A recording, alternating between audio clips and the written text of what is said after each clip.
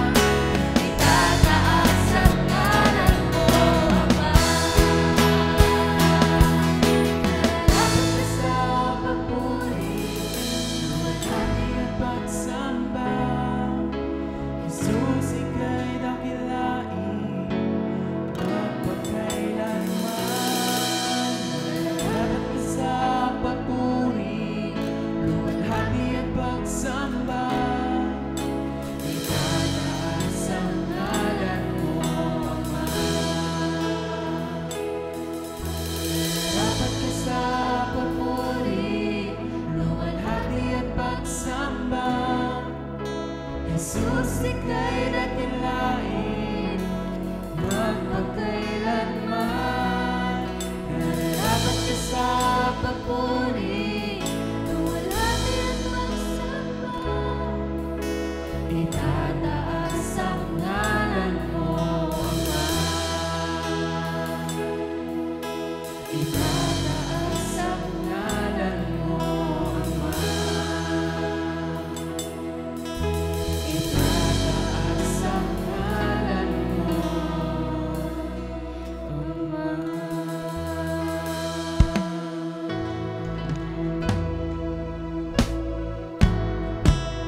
At aming Ama, tunay nga po nararapat sa iyo ang papuri, ang pinakamataas na papuri.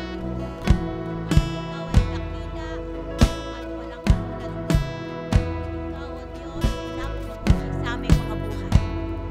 At narito kami, O Diyos, na yung mga anak, patuloy na nag-aalay sa iyo ng pagpupuri at pasasalamat. Sa pangalan ng aming Panginoong Yesus. Amen. Palakpakan natin ang ating Panginoon. Hallelujah! Woo! Hallelujah. Isang napakagandang araw sa ating lahat, mga kapatid. Amen! Yes! Hallelujah. Tayong lahat, bago tayo mo po, sabihin ko muna sa iyong katabi, magandang buhay. Yes. Laging maganda ang buhay dahil kay Jesus. Praise God. God. Oh, na-miss ko kayo mga kapatid. Amen. Na-miss niyo ba ako? Praise the Lord. Hallelujah. Tunay nga na ang kagalakan ng Panginoon ang ating kalakasan. Amen? Yes. Sapagkat yung kagalakan na yon, hindi nagmumula sa labas. Ito'y nanggagaling sa ating kaloob-looban. Amen? No? Nanggagaling sa ating Panginoong Yesus. Muli sabihin mo sa iyong katabi, masaya ako, narito ka. Yes. At ako, masayang-masaya ako kasi narito uli ako. Amen? Yes. Yes. Hallelujah. Sa umagang ito, hayaan niyo munang simulan ko. Marahil hindi man ito isang mensahe na matatawag, kundi ito ay isang kwento. No? Pero kalin man doon, hinihiling ko makinig kayo. Amen! Sabi mo sa iyong katabi, makikinig ako. Yes! Gawin natin ang dahilan ng ating pagkaparito. Amen! Wala tayong dapat sinasayang na kahit saglit lang. Amen. No? Yung bang nagpunta ka na sa isang handaan, ne? Kumain ka na. Kasi ang dahilan kaya ka nagpunta doon, una inimbitahan ka. Amen. Inimbitahan ka, gusto nung nag-imbita sa iyo, makipagsaya ka sa kanila, at sila naman meron silang inihanda para sa iyo. Amen. So, wag yung sasabihin, pag nandun ka, pumunta ka, sasabihin mo, busog pa ako ha? Wala sa hope niyan, amen.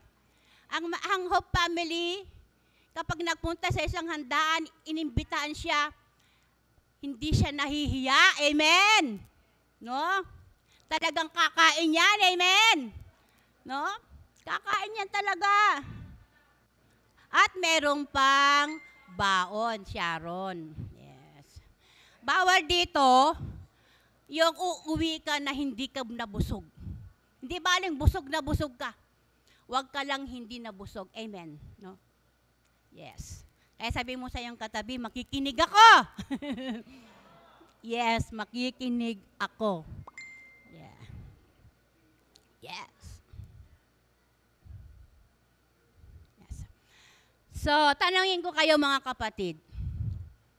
Sino dito naranasan niya na matulungan siya, na magawan siya ng kabutihan, lalo na sa panahon na marami siyang problema, marami siyang pinagdadaan ng pagsubok, at sa maraming pangangailangan. At hindi lang minsan, hindi ka lang minsan natulungan, kundi maraming beses. At sa maraming pagkakataon.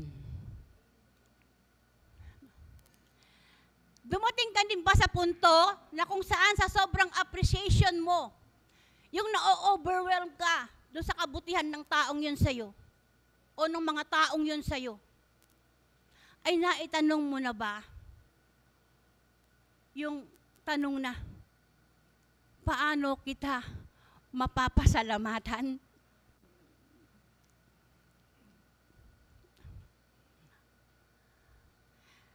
Nasabi na ba natin yon sa taong o sa mga taong tumulong sa atin? Paano kita mapapasalamatan? Gusto mo itong gawin upang ipakita mo, gusto mo malaman niya kung gaano mo kinikilala at pinahahalagahan ang mabuting bagay na ginawa sa'yo.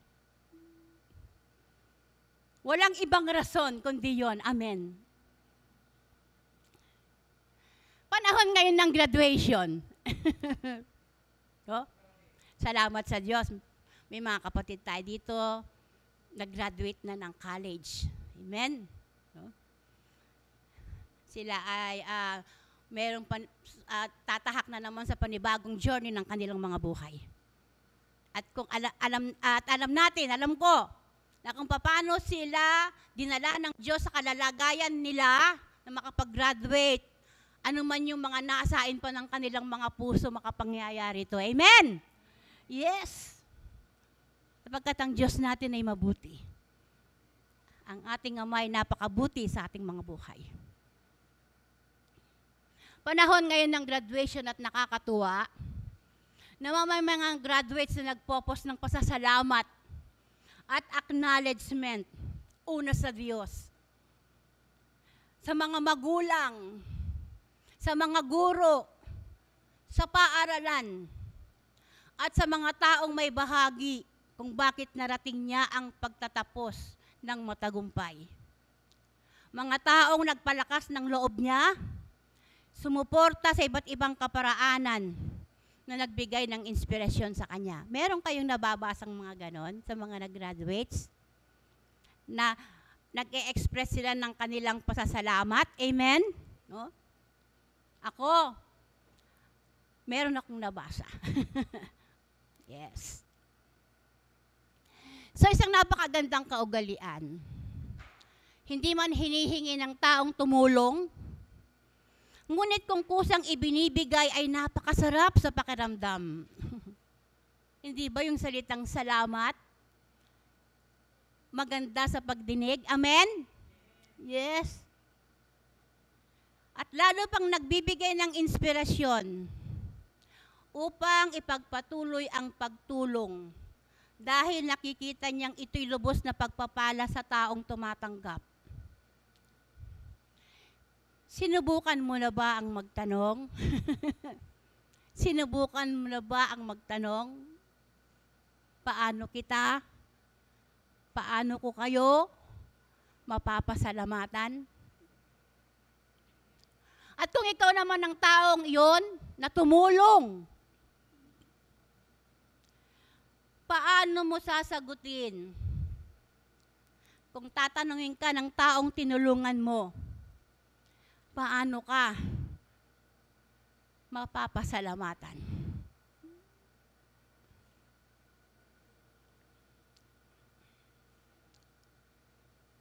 Kilala natin si Haring David. Sino rito? Hindi niya pa kilala si Haring David. Sa lahat tayo rito, kilala natin si Haring David. Amen? Tinawag siyang the man after God's own heart. Ang taong malapit sa puso ng Diyos. Bagamat sa buong Israel, kilala siya bilang bayani dahil sa pagkapatay niya kay Goliath. Pero sa puso ng Diyos, siya ang taong malapit sa kanyang puso. Sa anong dahilan? Sa anong dahilan kaya, bakit tinawag si David the man after God's own heart? Dahil ba sa perpekto siya sa harapan ng Diyos? Dahil kaya masunurin siya sa harapan ng Diyos? Remember, sino dito nakakaalala kay Urias? Urias. Urias. Asawa siya ni Bathsheba. Asawa siya ni Bathsheba. Ano ang ginawa ni David sa kanya? Isang tapat na kawal si Urias. Pero ipinapatay ni David. Bakit? Dahil sa maling kaugnayan niya kay Bathsheba. At upang makaiwas siya sa malaking gulo. Ano yung malaking gulo na yon? Nagkaroon ng bunga ang kanilang maling relasyon. Nagkasala siya kay Urias. Nagkasala siya kay Urias. Tingnan natin si Haring David. Nung ginagawa niya yung bagay na yon, nung siya'y matukso kay Bathsheba, wala sa isip niya yung, si Urias. Amen. Ang tanging naisip niya lang si Bathsheba. Pero nung malagay na sa alanganin, naisip niya si Urias. Pero kawawang Urias, amen. No? Sapagkat ipinapatay siya ni Haring David. Nang mabalitaan ni Bathsheba na si Urias ay patay na, siya ay nagluksa. At pagkatapos, ipinatawag siya ni David at naging asawa. So, naging legal na yung kanilang pagsasama. Amen. Wala na kasi si Urias eh. No? Nagkaanak sila ng lalaki, ngunit hindi nalugod si Yahweh sa ginawa ni David. Hindi nalugod si Yahweh sa ginawa ni David. At dumating ang araw ng paghatol, sapagkat walang bagay na maitatago sa Diyos.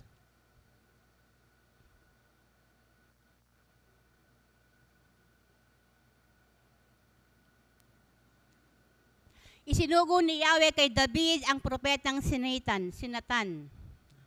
At pagdating niya doon ay kanyang sinabi, sa isang lungsod ay may dalawang lalaki. Ang isa ay dukha at ang isa ay mayaman. Maraming kawan ang mayaman, samantalang ang dukha lamang ay merong isang munting babaeng tupa. Inaalagaan niya ito at pinalaking kasama ng kanyang mga anak. Kinakalong niya ito na parang anak na babae. Isinasalo sa pagkain at pinaiinom. Minsan, may manlalakbay na naging panauhin ng mayaman. Sa halip na sa kanyang kawan kumuha ng hayop na papatayin, ang kaisa-isang tupa ng dukhang iyon ang kanyang inihanda. Kinuha niya at yun ang kanyang inihanda para sa kanyang panauhin. Tignan natin yung reaksyon ni Haring David. Napasigaw sa galit si Haring David. Napasigaw sa galit si Haring David. Sabi niya, saksi si Yahweh ang Diyos na buhay.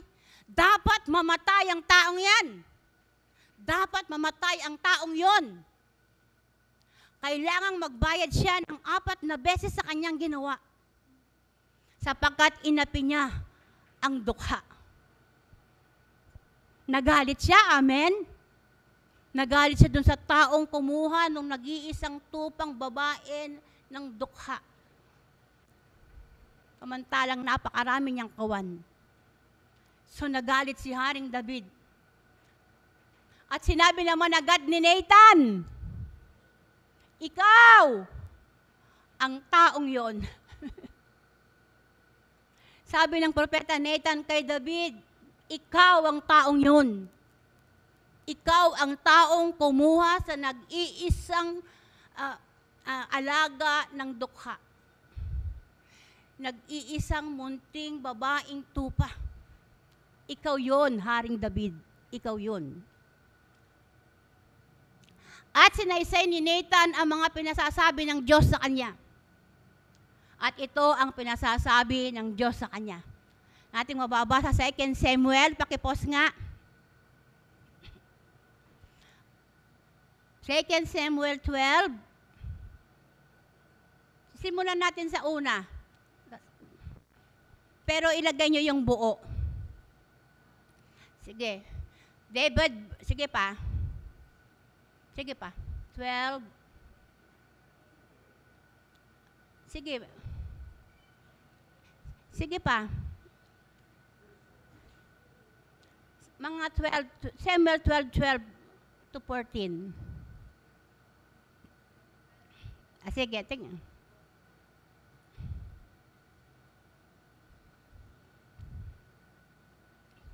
12, 2 Samuel 12. Malayo na. Pero basahin natin dito, no? Walang bagay na may tatago sa Diyos. Sabi ng Diyos, you did it in secret, kanya. But I will do these things in broad daylight before all Israel. Pero nasa bandang huli na kasi yan eh.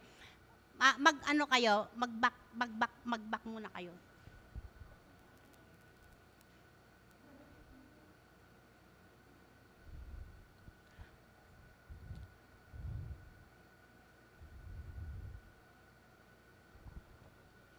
Anin ko na lang, paraphrase ko na lang, no?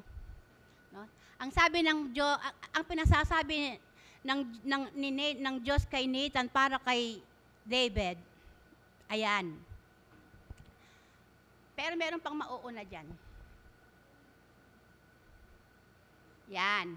Sige. Sabi niya, then Nathan said to, sige, yun muna. Yun muna. Okay.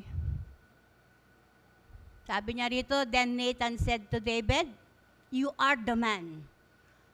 And this is what the Lord, the God of Israel says, kanya. I anointed you king over Israel. No, ginawa kitang hari sa Israel. And I delivered you from the hand of Saul. No, niligtas kita sa kamay ni Haring Saul. At maging yung kanyang mga asawa, ibinigay ko sa iyo. Pero, bakit sinira mo yung ating usapan? Ano? Paraphrase, no? No? Bakit hindi mo sinunod yung aking mga salita? So, in short, brinake ni David. Amen. Ang salita ng Diyos. Ang salita sa kanya ng Diyos. Ang tipan nila ng Diyos. Brinake niya. I anointed you king over Israel and I delivered you from the hand of Saul. Sige pa.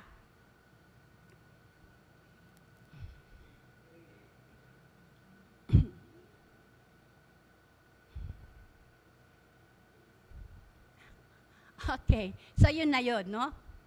Yun yung pinasabi ng Diyos kay David, no? O nga naman, di ba? Napakaraming blessing ang tinanggap ni David mula sa ating Diyos. Amen. Biro mo, mula sa pagiging pastol, di pa man yun eh. Doon pa lang sa pagpipili eh. No? Nung inutusan ni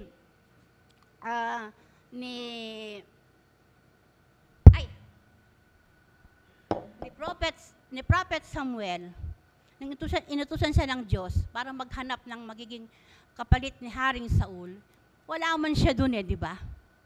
Wala man siya doon. At hindi man lang siya binanggit ng kanyang tatay eh.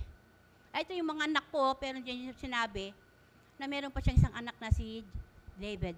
Nakasalukuyang nagpapastol doon sa bukid. No? Pero, hindi naging dahilan yon para hindi makapangyari ang kalooban ng Diyos. Amen. No? Si David pa rin ang pinahiran ng langis ni Samuel upang pumalit kay Haring Saul. Maraming pinagdaanan si David bago siya naging hari. No? Mula doon sa pagiging pastor, naging hari siya. No? Pinagkatiwalaan siya ng Diyos. So napakaraming pagpapala ang naranasan ni David. Amen. Pero ito yung pinakamaganda. Sinabi ni David, nagkasala ko kay Yahweh. Nagkasala ko kay Yahweh. At ito ang hatol ng Diyos kay David. Ito ang hatol ng Diyos kay David. Sumagot si Nathan, pinatatawad ka na ni Yahweh at hindi ka mamamatay. Amen? Ang expectation ni David, parurusahan siya ng Diyos. Amen? At ang kaparusahan ng kasalanan ay kamatayan. Amen? Kasi sabi rito ni Nathan, pinatawad ka na ni Yahweh at hindi ka mamamatay. Ang ibig sabihin, kung hindi siya pinatawad ni Yahweh, mamamatay siya. Amen? Pero hindi siya mamamatay kasi pinatawad siya ni David, ng ating Panginoon. Amen? Pinatawad siya ni Yahweh at yon ang pinakamagandang nangyari kay David. Amen? Ang patawarin siya ng Diyos sa kabila ng kanyang nagawang kasalanan. Amen? Kadali, di ba? Kadali. Kadaling magpatawad ng Diyos. Amen? Napakadaling magpatawad ng Diyos. Amazing grace. No, kahanga-hangang biyaya ng Diyos. Speaking of judgment of God, kapag naririnig natin to, andun ang takot, di ba? Kasi ang nasa isip agad natin, parusa. Amen. Di ba? Kapag narinig natin, hahatulan ka ng Diyos, natatakot ka. Natatakot tayo. Kasi ang nasa isip natin, parurusahan tayo ng Diyos. Amen. Ang mundo, ganun. Ang unawa nila. Kapag nagkasala ka, dapat kang parusahan.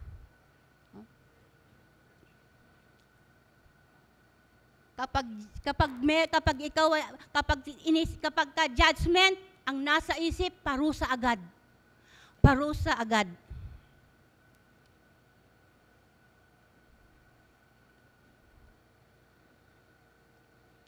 Ganyan ang reaction ni David, di ba? Dapat na mamatay ang taong yan. Galit na galit siya nung malaman niya yung sinabi ni Nathan, hindi niya alam siya pala yun. Galit na galit siya.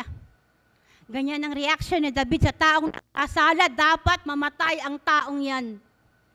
Kailangan magbayad siya ng 4 na beses sa kanyang ginawa. Pero hindi ganon ang ginawa ni Yahweh sa kanya. Amen!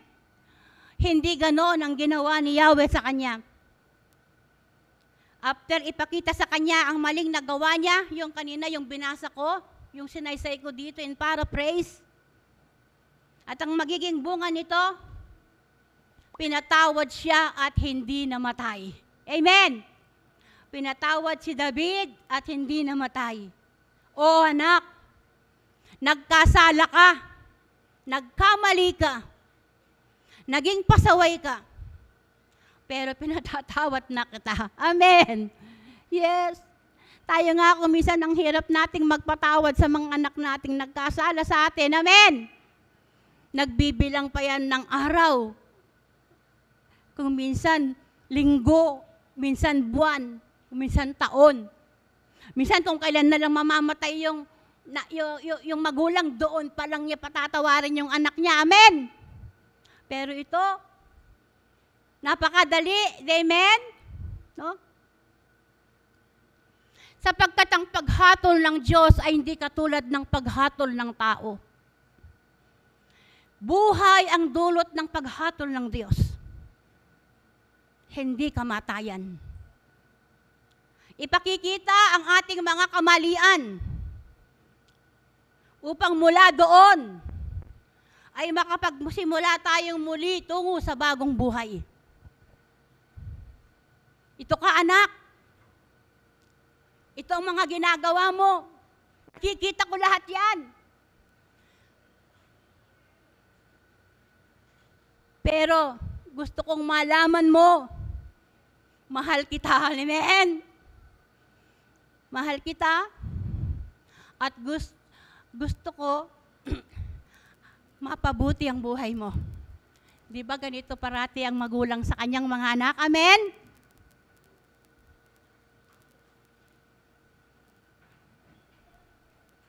Ipakikita ang ating mga kamalian katulad ng ginawa ni Nathan. Pinasabi ng Diyos kay David.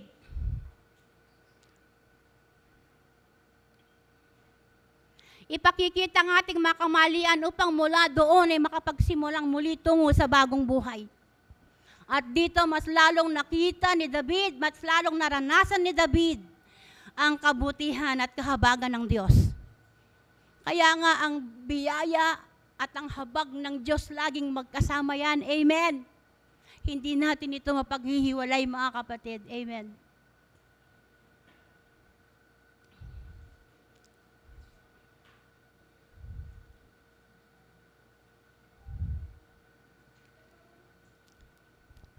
At kaya nga nakalikha siya ng maraming awit, di ba?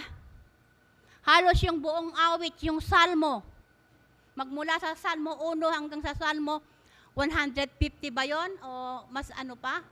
Halos lahat ng mga nakasulat doon siya ang sumulat. No?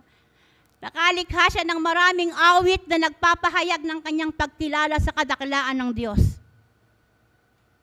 Napatunayan niyang walang ibang Diyos na makakagawa ng lahat ng mabubuting bagay na kanyang tinanggap. Walang ibang Diyos. Kung kaya nga sa awit 103, ito ang kanyang sinulat. Si Yahweh ay papurihan, o aking kaluluwa, at ang lahat ng nasa akin magsipuri sa Kanya. Purihin mo sa tuwina ang banal na ngalan. Si Yahweh ay papurihan, o aking kaluluwa, at huwag mong kaliligtaan mabubuti niyang mga gawa. Ang lahat kong kasalanan, siya ang nagpapatawad. At anumang aking sakit, ginagamot niyang lahat. Sa bingit ng kamatayan ako ay inililigtas at pinagpapala ako ng kanyang pag-ibig at habag. Sa sarili ang dulot niya ay kasiyahan habang buhay. Kaya na may lakas ko'y lakas ng kabataan. Katulad ng sa agila ang taglay kong kalakasan. Ang awit ni David, let everything within me, let everything within me praise the Lord. Amen. Mararamdaman natin ang lalim ng kanyang pagpapahalaga sa Diyos. Bless the Lord, O my soul, and let everything that is within me bless His holy name. Bless the Lord, O my soul, and forget not all His benefits. Huwag mong kalilimutan ang kanyang mabubuting mga gawa. Hallelujah.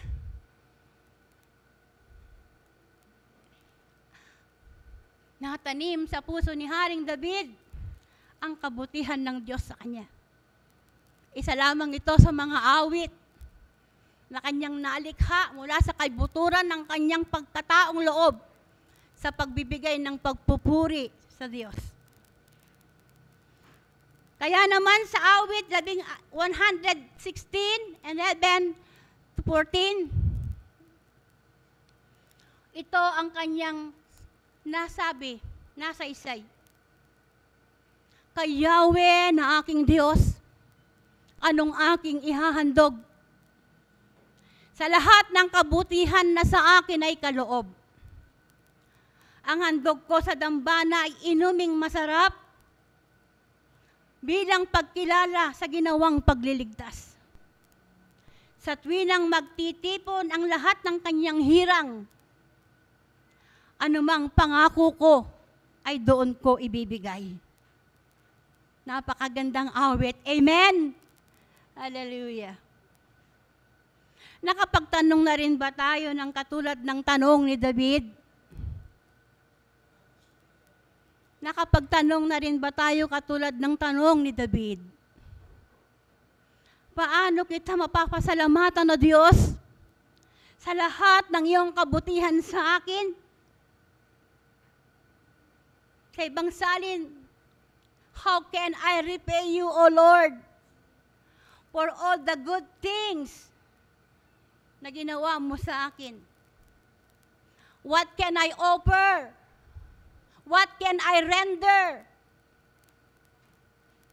Paano nga ba? Paano nga ba? Nung nakarang 2 Sunday, inawit ang No One. No One. Sino dito nakakaalala nung awit na No One?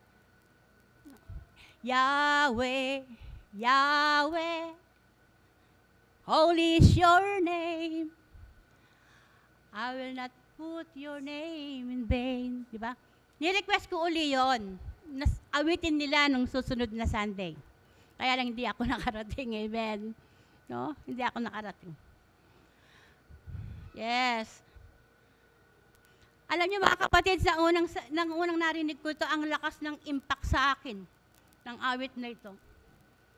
Lalo na sa part na, holy is your name. I don't wanna take it in vain. Napaluha ako habang inaawit ang awiting ito. Iba yung dating sa akin. Parang nakita ko yung sarili ko, amen. Na kung minsan, natetake in vain ko ang pangalan ng Diyos. Minsan nagiging lax ako. Napapayagan ko na mas maging busy ako sa ibang bagay. Mas marami akong nabibigay na panahon at oras sa iba kaysa sa Kanya. At sa marami pang mga bagay. Alam niyo mga kapatid, sort of evaluation yung nangyari sa akin nung nakaraang Sunday. Kaya nga, agad ko itong inirequest sa multimedia, sa music ministry, music family. Kantahin niyo ulit ito sa susunod na linggo. Ang ganda. Naniniwala ako ang Diyos nangungusap sa iba't ibang kaparaanan, mga kapatid. Hindi lang sa ganitong mga pagkakataon. Amen? No? Nangungusap ang Diyos sa iba't ibang paraanan, hindi upang tayo ay hatulan, kundi upang tayo ay bigyan ng kaliwanagan. Palalahanan tayo, palakasin tayo. At magkaroon tayo ng tinatawag na realization sa mga sitwasyon kailangan ng pagbabago. Nung narinig ko yung awit na yan at inawit ko, no one sa kabuuan ng kanta, ang ganda ng mensahe, amen. Ang ganda ng mensahe. Naalala ko din, yung isang awit din na talagang tumama rin sa puso ko. Yung sobrang nakatouch ng puso ko, yung bang unang-una akong dumalo sa Born Again Fellowship, nung inimbitahan ako ni Sister Rhoda.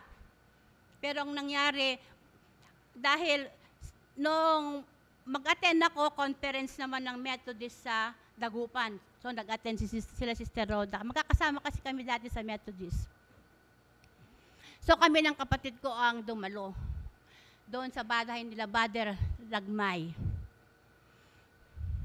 Itong awit na ito, ang unang narinig kong message, escape to Egypt. Pero siyempre, bago-bago ko sa salita ng Diyos, hindi ko masyadong na-appreciate, amen, kung ano ba yung mensahe ng escape to Egypt. Escape from Egypt pala, escape from Egypt. Yun yung unang mensahe narinig ko kay Pastor Rod Bisda. Pero ito, nung dumating na yung ministering, awitin na yung awit na, when I look into your holiness. Kantahin ko mga kapatid. When I look into your holiness, when I gaze into your loveliness,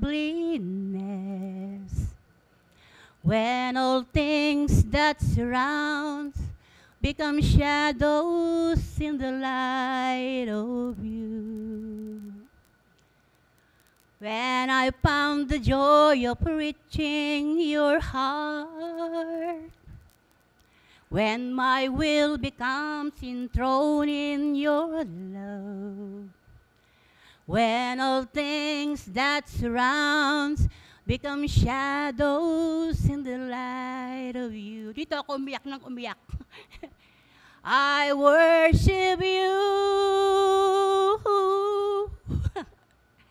I worship you. The reason I live is to worship. Ay, iyak ako ng iyak.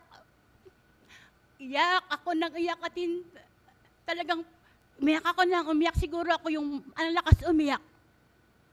Ulit-ulit yun. Kasi ministering na yun.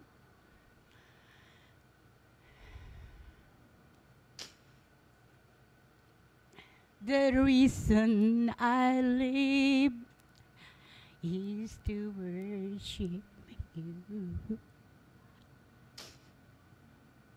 Talagang sobrang iyak ko yun habang inaawit.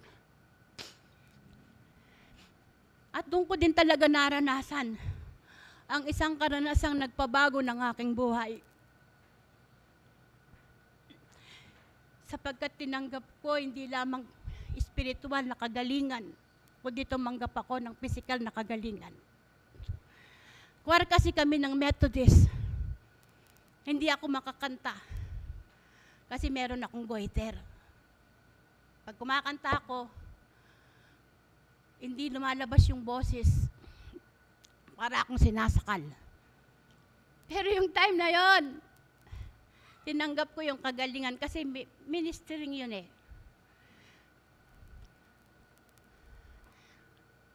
Hallelujah. At mula noon hanggang ngayon, amen. Sa biyaya ng Diyos at ng kanyang kabutihan, andito ba rin ako, amen. Nagpapatuloy. Kahit kung minsan, sumasablay din. Amen. No? Sumasablay din. Kaya kami palagi ni Pastor Ruel, ini-encourage namin kayo parati. Dumating tayo ng maaga. Amen. Yes, bakit? Kasi lahat ng bahagi ng gawain ay mahalaga. Amen. Mula sa breakfast fellowship hanggang sa matapos. Amen. No?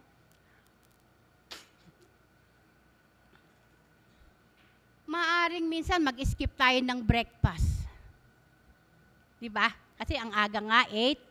Lalo na ngayon, tagulan. Di ba? Pero gawin sana natin lahat yung buong kaya natin. Na bago mag-start ang celebration, nandito na tayo. Amen? Yung 9:15, nandito na tayo kung di natin kaya ng 8. Kasi 9:15 doon nagsisimula yung celebration. Amen? Nagsisimula yun sa prayer, na praying for each other, no, for one another.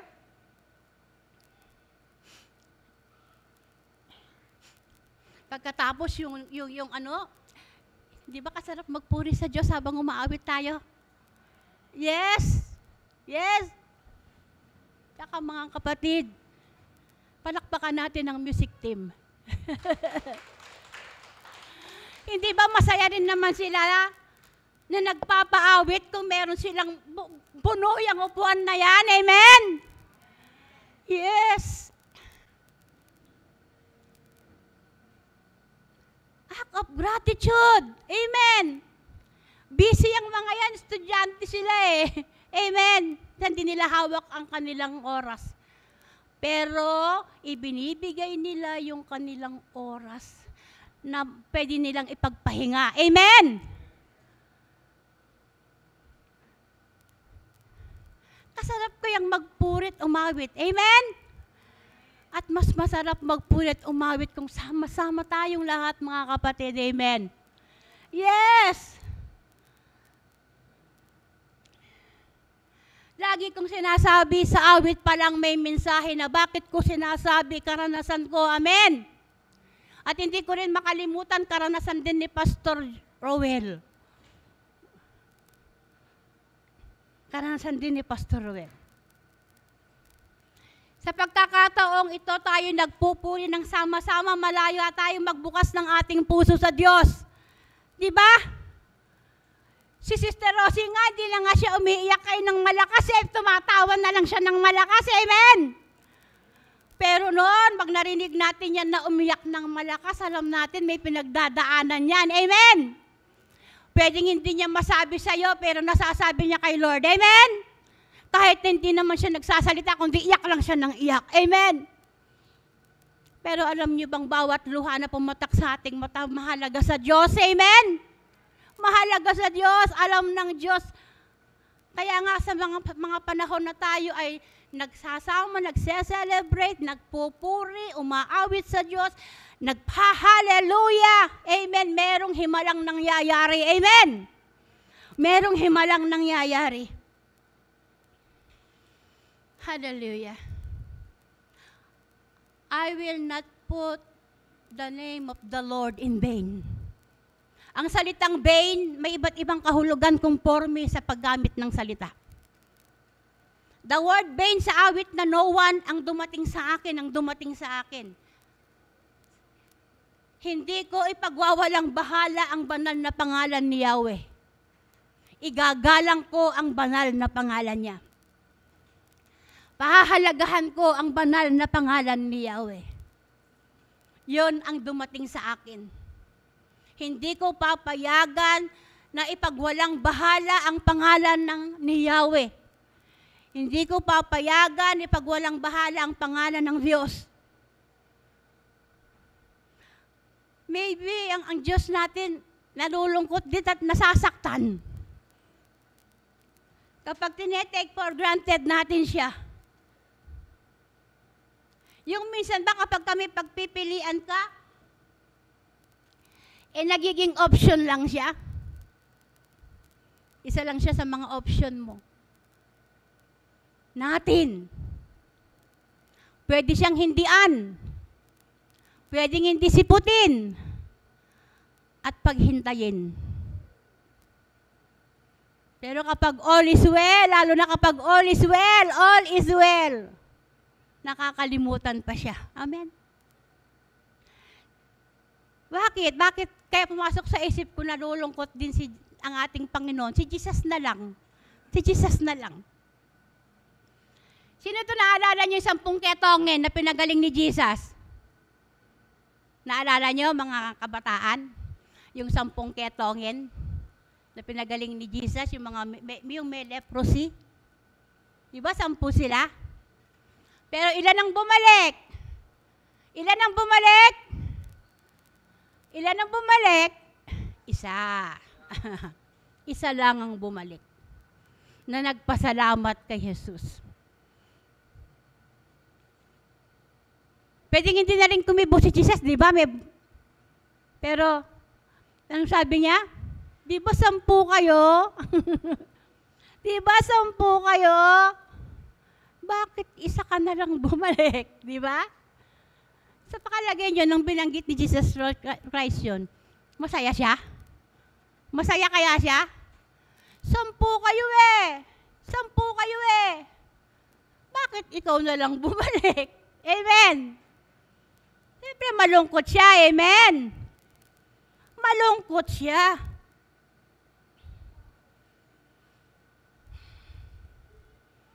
Sampu kayo, nasaan ang 9? Alam niyo mga kapatid, bago itong mensaheng ito, meron naunang mensahe at yun sanang may mensahe ko. Ang pamagat niya, what if? What if? Yung what if na yon, before pa nung marinig ko yung no one, nandito na, umiikot na sa isip ko yung what if. What if? Wala ang Diyos sa istorya ng buhay natin. Paano kung wala ang Diyos sa istorya ng buhay natin? Paano kung walang Jesus? Nasaan kaya tayo ngayon? Ano kayang buhay ang meron tayo? Meron ding awit na ganito eh. Kaya hindi ko talaga alam ang ano niya eh. Nung narinig ko itong inawit dun sa Methodist naman ito, naantig din ng puso ko, no? Nasaan kaya ako, Jesus, kung wala ka? Na? Yun. Ang ganda nun. Nasaan kaya tayo kung wala si Jesus? Ano kayang buhay ang meron tayo? Sinabi ni David ang ganito, what can I offer the Lord for all He has done? No? Sinagot niya rin, ang sabi niya, I will lift up the cup of salvation, and I will praise the name of the Lord for saving me. No? I will praise the Lord, I will praise the name of the Lord for saving me. Papupurihan ko ang pangalan ng Panginoon sa kanyang pagliligtas sa akin. I will keep my promises to the Lord in the presence of His people. Katulad ni David, mga kapatid, alam ko, tayong lahat naranasan ang pagpapatawad ng Diyos. Amen. Oh. Tayong lahat naranasan na tayo'y mapalaya ng Diyos. Amen. Naranasan natin ang kagalingan, naranasan natin ang kaaliwan ng Diyos, yung kanyang kalakasan, yung kanyang protection, yung kanyang provision at higit sa lahat, yung kanyang salvation. Amen! Nandito sa puso ni David ang lahat ng ito. Amen! Nakatago, nakatanim sa kanyang puso. What can I offer the Lord for all He has done for me?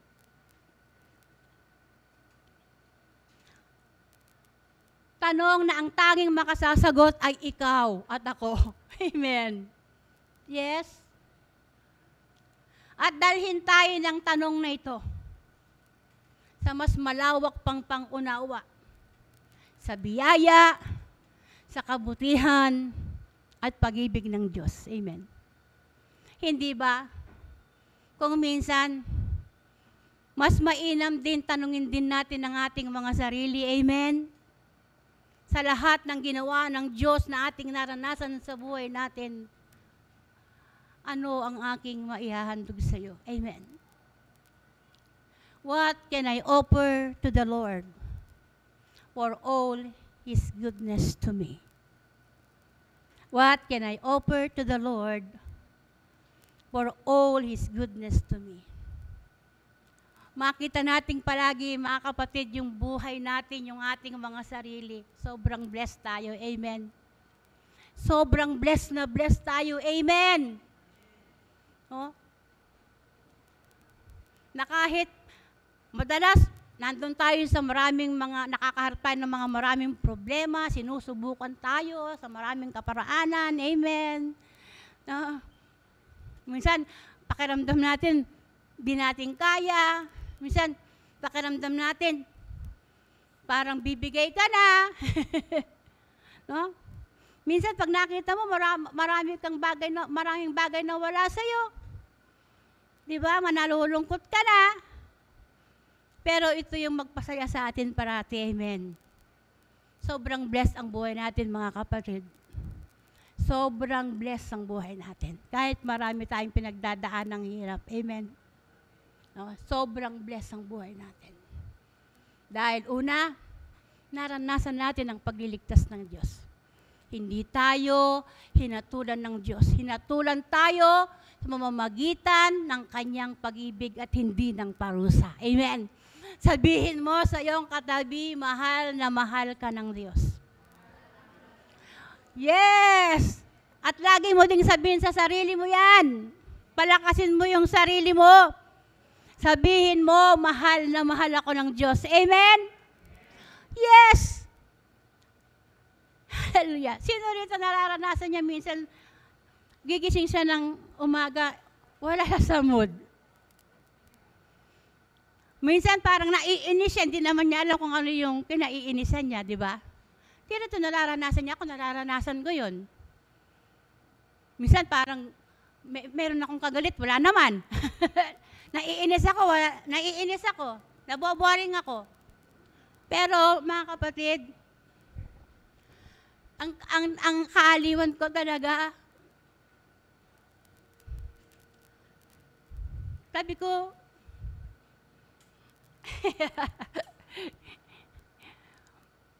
Lord, sabi ko, thank you ha. Kasi, dahil sa'yo, sabi ko, kahit minsan, meron akong nararamdaman sa sarili ko, hindi ko maintindihan. Minsan, nainis ako. Basta hindi maganda yung nararamdaman ko, pero pag naiisip na kata, sabi ko, pag naalala kong mahal mo ako, lumalakas na ako, nawawala na yung S ko. Amen! Ganon. Tatahimik ako. Tatahimik lang ako. Kahit may ginagawa ko, tahimik lang ako. Kasi pag may pinaglalabanan ako sa kaloob-looban ko, ibibigay ko kay Lord. Amen. Pagkatapos nun, kakanta ko. Aawit ako. Amen! At ang Diyos, alam niya kung paano tayo katagpuin, mga kapatid. Amen. Yes? Hindi mawawala yung mga negative eh. Amen. Ang importante, hindi nawawala ang Diyos. Amen. Mahirap kung siya yung mawala. Amen. Diba? Hallelujah. Yes po. Yes po. Thank you, Lord. Hallelujah. Hallelujah.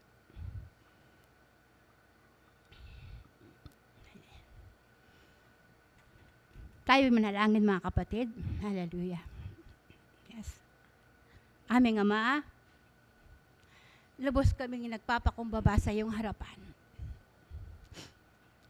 Ikaw lang po yung nakakakilala sa amin ng lubusan. Alam mo ang aming puso, ang laman ng aming isipan. At walang bagay kaming maikukubli sa iyo. Patuloy mo pong buksan ang aming pangunawa, pagkalooban mo kami ng karunungan at kaalaman, upang lubos po naming maunawaan ang kadakilaan mo sa aming buhay. Na makita namin ng maliwanag kung paano at gaano mo kami binayayaan at pinagpala, upang sa ganon, maihandog namin sa iyo ang aming mga buhay ng buong buo, at ang kalooban mo ang makapangyari sa amin. Napakabuti mo po sa amin, O Diyos. Tunay nga po, hindi namin lilimutin ang lahat ng iyong mabubuting gawa. Ang pagpupuri ay para sa iyo lamang, pagkat ikaw lamang ang karapat-dapat tumanggap nito. Sa pangalan ng aming Panginoong Yesus, Amen. Amen. Palakpakan natin ang ating Panginoon. Hallelujah. Praise God. Alam niyo mga kapatid, gusto kong samantalin yung pagkakataon ko magpasalamat ako kay Pastor Roel. Alam niyo ba, nung Sabado, nung Linggo ako talaga tatayo dito. Pero, inoobserbahan ko kasi yung sarili ko. Na kung mag-o-okay ako. Alam niyo ba, tinext ko siya ng alanganin? Kasi talagang, yung oras na yun talagang, parang hindi ko kakayanin bukas. Yun ang nasa isip ko eh. Tinext ko siya ng alanganing oras. Pastor, sabi ko, pasensya ka na ha? Na-istorbo ko yung katahimikan mo, kako. Sa si Pastor Ruel. Pwede ba, ikaw muna bukas. Sabi ko, Sunday na kasi. Kasi talagang, hindi ko kaya.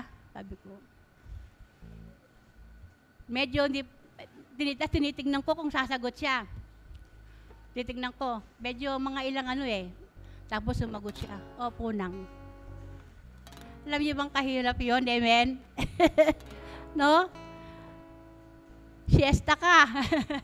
Kasi makikinig ka lang. Pero ikaw pa na yung tatayo. Magraras ka ngayon.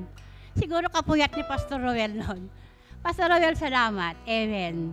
Thank you so much. Appreciated ko lagi yung mga time na kapag hindi ako makatayo, At message kita, umuoo ka. Amen. Praise God. So, palakpakan natin ang ating Panginoon sa buhay ni Pastor Roel. Si Pastor Roel, wala siya? I see. Sa mga kapatid, sa umagang ito, hinilingan ko yung sino yung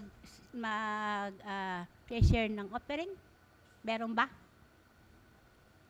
So, wala. Okay. So, sige. Bago tayo dadako sa benediction at sa isang mahalagang gawain, tayo munang lahat ay magsipagtayo.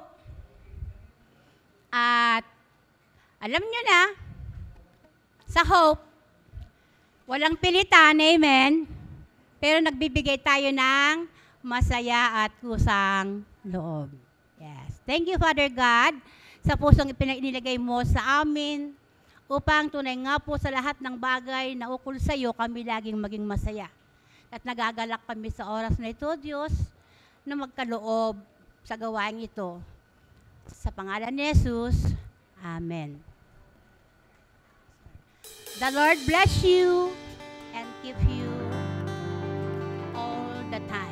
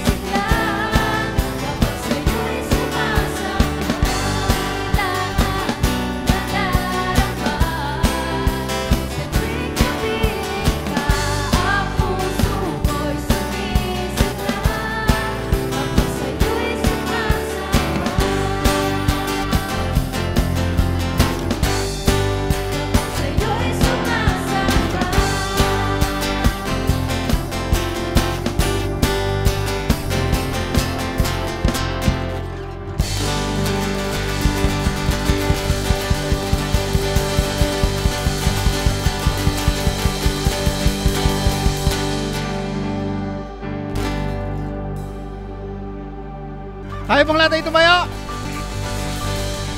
Hallelujah. Ating pong itaas ang ating mga kamay. Ang pagpapala ng ating Panginoon ay patuloy niyong matatanasan. Minahal ka ng Diyos noon, minahal ka ng Diyos ngayon. Bukas, wala ka pa rin niyang sawang mamahalin. Iyong tatanda ng kanyang mga pangako, kung ano man ang panisimulan niya sa buhay mo, ito ay kanyang tatapusin. Ang araw na ito ipinagpala, buong linggo ninyo ipinagpala na rin. Paniwalaan mo, tanggapin mo, sa ngalan ni Jesus. Amen! God bless po sa lahat.